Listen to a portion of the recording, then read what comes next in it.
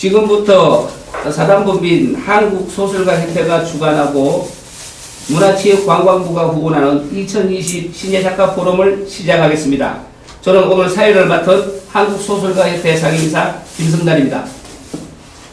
사단법인 한국소설가협회는 매년 문화체육관광부의 후원으로 신예작가 포럼을 진행해오고 있는데 벌써 10주년을 맞았습니다. 그동안은 포럼 장소에서 회원님들을 모시고 직접 발제를 듣고 의견을 나누는 시간을 가졌습니다만은 올해는 모두 아시는 것과 같이 코로나19의 여파로 비대면 줌 화상 심포지움으로 진행하게 되었습니다. 그럼 주제 발표에 앞서 이 행사를 주관하는 한국소설가협회 김호은 이사장님의 인사 말씀을 함께 듣도록 하겠습니다. 여러분 반갑습니다. 소설가협회 이사장 김호은입니다. 잘 아시다시피 우리 그 신예작가 이 행사는 매해 해오고 있습니다. 등단 5년 이내 작가들의 우수한 작가들 한 20명의 작품을 모아서 엔솔로지 작품집도 내고 또 주제를 정해서 이렇게 발표도 하는 행사입니다. 가장 취약한 등단 이후 한 5년까지 창작 활동을 하기에 매우 취약한 우리 신예 작가들 위해서 문화체육관광부와 관광부의 협조를 얻어서 이 행사를 해오고 있습니다. 이번 이 주제가 코로나19 시대 한국문학이라는 건데, 사실 이 부분을 너무 이렇게 첨예하게 자꾸 대두하면은 뭔가 문제가 있는 듯이 좀 느껴지기도 됩니다.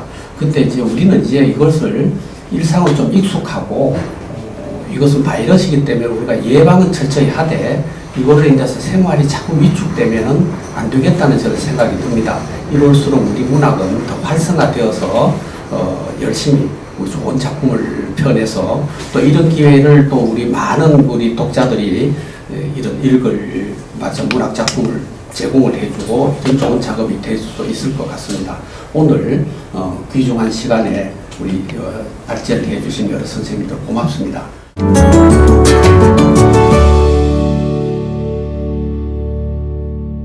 네, 안녕하세요. 소개받은 문학평론가 유성호라고 합니다.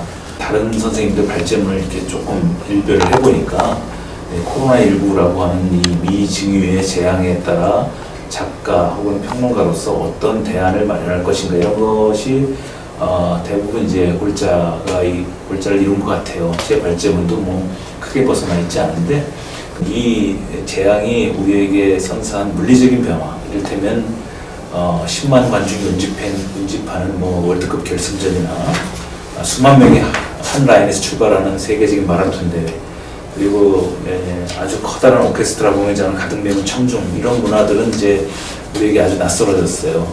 앞으로도 당분간 이 공연이나 스포츠에 일대 타격이 불가피한 것 같습니다. 그러면 한국 문학은 이 코로나를 경험하기 이전과 이후가 분명히 달라질 텐데, 그럼 어떻게 달라질 것이냐?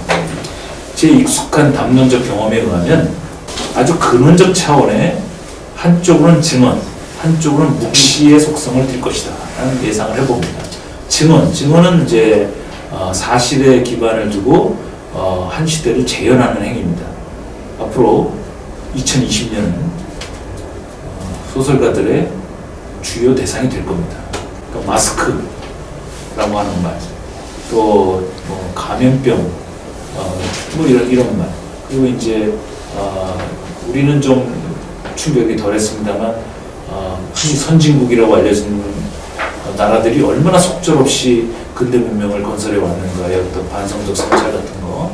그리고 인도나 중국에서 공장 며칠 멈췄더니 히말라야가 보이고 황사가 사라지더라 하는 것에 유추해 보건데, 지금 인류 문명은 성장과 속도전을 멈출 수 없다고 하더라도 최대한 늦추고, 그동안 그 타자로 몰아붙였던 자연이나 환경이나 생명들을 다시 되불러야 할 선택의 기로에 서 있는 것이죠. 그런 측면에서 또 묵시의 속성을 띨 거다. 묵시는 이제 말하자면 구약성경적 개념인데요. 구약성경의 그 유태민족이 이러저러한 그 외침으로 인해서 나라도 분단되고 여기저기 이제 흩어지니까 신이 이제 침묵하는 시대다 해서 묵자를 써요. 침묵의 묵자와 시자는 보여줄 시자입니다. 그 침묵 속에서도 시는 보여준다. 그러니까 묵시적인 비전을 줄 거다. 그러니까 코로나는 우리에게 아무 말도 안 하지만 침묵으로 우리에게 무언가를 드러낸다. 이런 측면에서 어떤 예언적인 그 문학으로 갈 것 같은 생각이 들어요. 그런데 하여튼 스스로 벌려놓은 과잉은 반성하고 그리고 자발적으로 가난해지고 그리고 작은 공동체를 중시하는 경향으로 갈 것이다. 그리고 그런 문학은 비평적으로 말하면 녹색평론 같은 그 생태 담론을 중시했던 그런 이제 세계가 이제 소설적으로 또는 이제 문학적으로 펼쳐지는 일들이죠. 그래서 우리 문학에도 이제 까미의 페스트나 무슨 주제 사랑하고의 눈먼자들의 도시나 아마 이런 형태의 작품들이 고전이 출연할 것입니다. 저는 뭐 그걸 코로나가 길어져가지고 그런 작품들이 많이 나오길 바라지는 않지만 그래도 이왕 닥친 거 작가의 섬세한 관찰과 어떤 묵시적 비전을 가진 코로나 문학이 또 이렇게 연쇄적으로 나오리라고 생각합니다. 그러나 이제 우리의 태도 속에 이런다고 문명과 인간을 말하자면 염증을 느끼고 악으로 규정하고 자연과 어떤 그 원형 이런 것들을 절대선으로 부각시켜서 대립구도로 가는 것은 또 하나의 자충수가 됩니다.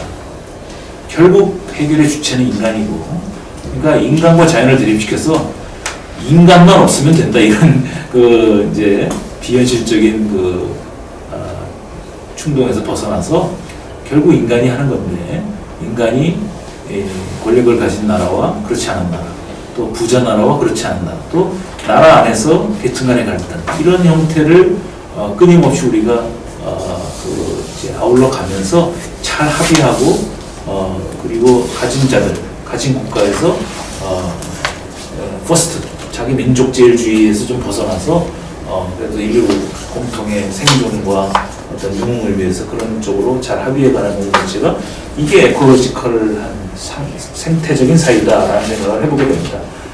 그동안 생태적인 그 관점은 소설보다는 시에서 주로 많이 형상화됐었습니다. 그러나 소설 안에서도 자연 숭배의 속성 이런 거를 권면하는 게 아니고 인류와 자연이 또는 이제 현실과 환상이 잘 결합해서 우리가 놓치고 잊어버리고 잃어버리고 사는 것들에 대한 어떤 끊임없는 반성적 기제를 문학이 불어넣음으로써 생태적인 생명지향의 사유가 드러나지 않을까 생각을 해봅니다.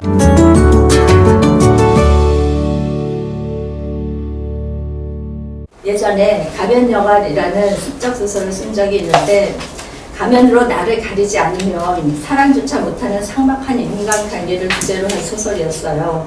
마스크를 쓰고 무음으로 앉아있는 지하철 승객들을 맞이한 순간 제가 묘사한 소설의 한 장면이 쓱 걸어나오는 거였어요. 문학은 언제나 인생을 예견한다 하던 오스카 와일드의 말처럼 저는 지금의 사태를 예견한 예지자였을까요? 애들러 왔지만 이전 코로나 사태와 앞으로의 코로나 사태는 어떻게 기록될까요? 과학자와 의료진이 꼼꼼히 기록할까요? 환자들이 죽음의 숫자로 참혹하게 기록할까요? 소설이 거짓말의 모험이 아니라는 것은 이제 알만한 사람은 다 압니다. 오히려 문학은 사회의 표현입니다. 더하여 사회의 일인이며 세계의 일인이며 작가의 일인인 제가 생각하는 소설은 경험의 증폭, 감정의 증폭, 삶의 증폭입니다. 책은 마음의 양식이듯 지금이야말로 책은 마음의 백신이 되어야 합니다. 작가들은 숫자적인 기록이 어려웠던 인간관계의 상실과 외로움과 고통과 신음의 늪을 기록해야 합니다. 경험한 만큼, 아픈 만큼, 불안한 만큼, 우울한 만큼, 공포에 질린 만큼 오히려 더 그것을 증폭시켜서 코로나를 끝장내듯 소설을 써야 합니다. 온기가 필요할 때, 기대고 싶을 때 책이, 글이, 소설이 우리 마음의 백신이 되어야 합니다. 살벌한 팬덤에게 와중이므로 희망과 위로와 공감이 버물버물된 글이면 더 좋겠지요. 우리는 지금 몹시도 지쳤습니다. 앞으로 얼마나 더 지쳐야 할지 모르겠습니다. 이 글을 쓰는 동안에도 우리나라는 코로나 3차 대유행이 시작되었다고 보도되고 있습니다. 더 지쳐 나가 떨어지기 전에 코로나19도 종식시키고 코로나 후유증도 끝장내야 합니다. 과학자들이 코로나19 백신을 맞는다면 작가들은 코로나 후유증을 끝장낼 마음의 백신을 맡아야 합니다. 새가 양 날개로 유유히 하늘을 날듯 서로 힘을 합해 지금의 팬데믹을 탈출해야 합니다. 소설이 존재하는 단 하나의 이유는 그것이 인생을 표현하려고 시도하기 때문입니다.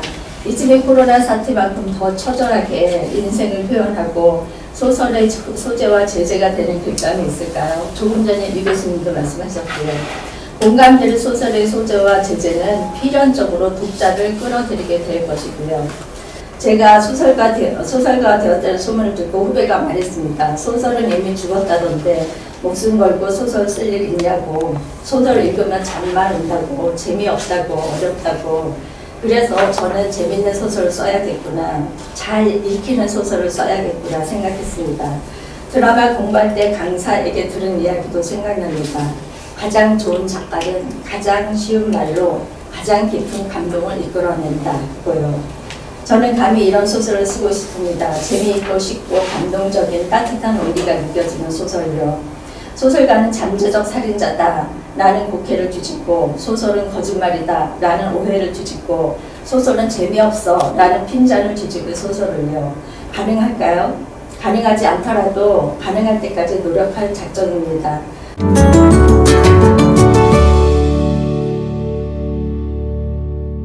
올해는 코로나19를 빼고는 설명이 되지 않는 해입니다. 너무 많은 이가 고통을 겪었고 앞으로도 겪어나갈 것으로 생각이 됩니다. 미래에 대한 막막함이 온 사회를 우울하게 하고 있습니다. 세상을 살아가는 기본 문법이 흔들리고 있다는 생각이 듭니다. 문학은 이러한 시대에 어떠한 길을 가야 할까요?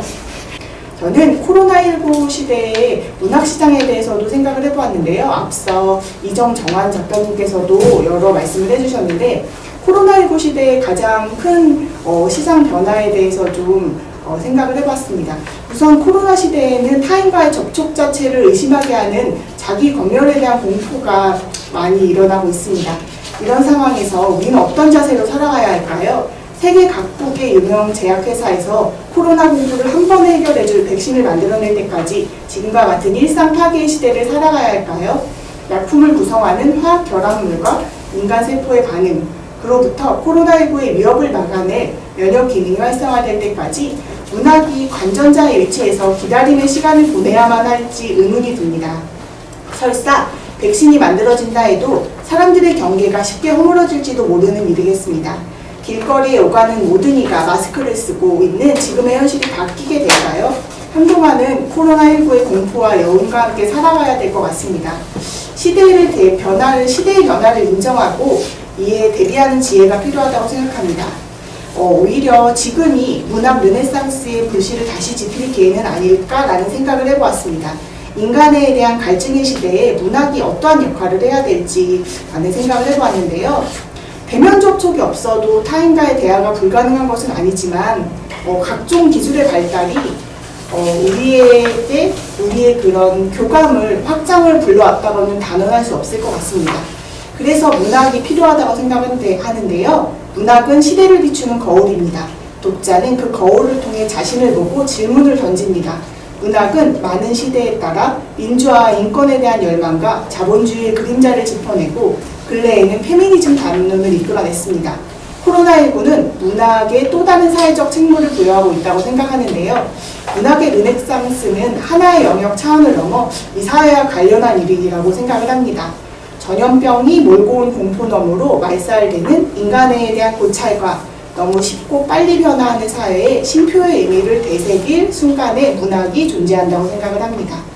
코로나19는 인간의 축적된 병폐가 만들어낸 인재의 끝판왕이라는 자조적인 분석이 많습니다. 코로나19는 패스트였으며 메르스였으며 사스였다는 말도 있습니다.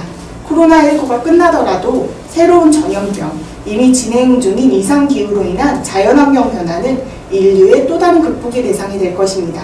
이러한 때에 문학은 현상에 대한 기록부터 인간 본성에 대한 탐구, 인간이 추구해야 할 윤리와 극복의 정신을 독자들에게 전달해야 한다고 생각합니다. 속도에 집착하는 코로나 시대에 쉼표로 다른 방향을 제시하는 일을 멈춰서는 안 된다고 생각하겠습니다. 코로나 시대는 누구도 경험해보지 못한 세상입니다. 전 세계가 질병 때문에 문을 걸어 잠그게 될 줄 아무도 예측할 수 없었죠. 모두에게 낯설고 두려운 이 시대는 문학에 무엇을 요구하는지, 문학은 미래에 대한 준비가 돼 있는지 점검해 볼 때라고 생각합니다. 감사합니다.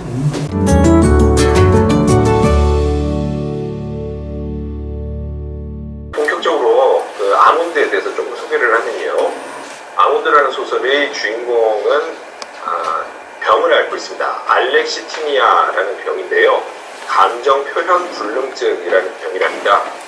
아몬드의 주인공이 상대방의 감정을 파악하지 못하고 그래서 적절한 대처를 하지 못하는 이런 상황이 코로나19 이후에 우리가 겪고 있는 일상과 많이 겹친다는 것, 이 점을 강조를 하고 싶습니다. 두 번째, 이 아몬드라는 소설에 나오는 주인공이 크리스마스 이브에 주인공과 엄마, 외할머니 이렇게 세 식구가 외출을 나갔다가 소위 묻지마 범죄 희생양이 되어서 외할머니는 사건 현장에서 사망을 하고 엄마는 식물인간이 되는 그런 일이 벌어지면서 이 소년 혼자 남게 되는 겁니다. 이제 가족들과 완전히 분리가 돼서 혼자 남게 된다는 것인데요. 사실 이것도 코로나19 사태 이후에 우리들이 처한 상황과 아주 비유적으로 닮아 있습니다. 소설 속에서는 범죄 사건이 발생을 하고 그래서 원치 않는 이별을 하게 되는 것인데 이건 어디까지나 소설적인 상황이겠죠. 자, 그런데 우리가 실제로 우리 주변에서 이렇게 생활을 한다라고 그랬을 때 저도 지금 여기 제 학교 연구실에 혼자 있습니다. 혼자 있는 상황이고 우리 이 아몬드라는 책을 처음 이제 많이 읽었던 청소년들을 보면은 중학교, 고등학교 학생들 정상적인 상황이라면 등교를 하겠지만 그래서 친구들과 만나고 그러겠지만 요즘에는 일주일에 두세 번만 등교를 하는 그런 상황이 벌어지고 등교를 하더라도 다 이렇게 여러 가지 행동들이 제한이 되는 그런 상황입니다. 대부분 집에서 컴퓨터 앞에서 온라인으로 수업을 듣는 그런 상황입니다. 그런데 학생들이 부모들 중에서 부모가 맞벌이라도 한다면 온라인 수업하는 학생들은 그야말로 혼자서 집에 남게 되는 그런 상황이 연출이 될 겁니다. 친구들로부터의 분리, 가족들로부터의 분리 이런 것들을 빈번히 경험하는 그런 상황에서 소설 속 주인공과 굉장히 비슷한 상태에 놓이게 된다고 할 수가 있겠습니다. 뿐만 아니라 감정을 못 느끼는 질병을 가지고 있는 인물이 주인공이니까 그 인물은 감정 교육을 받습니다. 우리는 너무 잘 알고 있지만 본능적으로 잘 알고 있지만 소설 읽는 과정을 통해서 다시 한 번 더 그 감정의 중요성에 대해서 생각을 해보게 됩니다. 여러 가지 편견이 없는 상태에서 관찰을 통해서 또 그야말로 진솔한 대화를 통해서 이루어지는 그런 감정 교육 과정을 통해서 진정한 사람과 사람 사이에 공감이 이루어질 수 있다라는 그런 소설의 내용이 펼쳐지고 있어서 또 이것이 코로나19 상황에서 많은 사람들이 공감을 얻는 듯합니다. 처음에는 청소년을 주요 독자층으로 해서 큰 인기를 그러나 이 작품이 청소년 독자 못지않게 최근에는 성인 독자들에게도 큰 관심을 받은 것은 우리 사회의 주요 관심사에 대해서 많은 시사점을 제공하고 있기 때문이라고 생각을 합니다. 코로나19 이후에 비대면 상황이 확대되고 그로 인해서 타인과의 소통에서 많은 피로감을 느끼게 되는 그런 상황에서 감정의 교류가 얼마나 중요한지 새삼 느낄 수 있게 되는 그런 작품입니다. 이제 네 분의 말재를 모두 다 들었습니다. 많은 준비를 통해 좋은 원고를 가지고 발표를 해주신 네 분 선생님께 깊은 감사를 드립니다. 화상 심포지엄에 참석해주신 한국소설가협회 회원님들께도 감사드립니다. 고맙습니다. 수고하셨습니다.